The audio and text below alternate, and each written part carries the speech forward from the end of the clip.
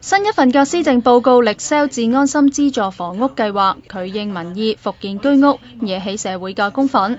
不過運輸及房屋局局長鄭宇華就繼續硬銷置安心比居屋好，因為轉手無需要補地價，更加係符合夾心階層嘅需要。我覺得咧，既然諮詢咧嗰個房屋政策咧有咁多人贊成居屋咧，咁其實你一意孤行要做呢個，咁其實有少少係假諮詢啦變咗。我哋唔係話抗拒嗰個居屋，但係我哋要希望就係做嗰樣嘢係切合今時今日即係需要上車嗰個市民佢會考慮。夾心階層係中意有得揀嘅，佢中意要流動嘅。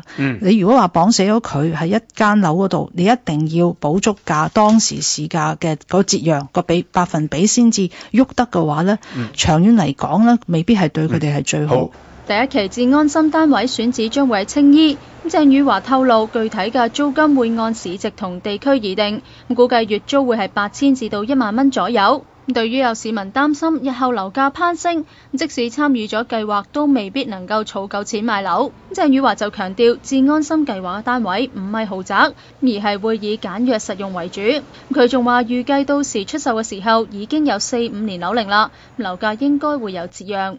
都有一定嘅保障啊，即係一就係佢唔係豪宅嗰種嚇。而家我哋見到豪宅同非豪宅嗰個都有一個差距啦。第二就係話唔係一間新樓嚟嘅，到時買可能已經係4年啦、5年嘅樓啊，咁嗰度有另外一個折讓啦。鄭宇華強調，政府任何嘅政策都要避免資助市民買樓上錯車，以免政策對市民愛你變成害你。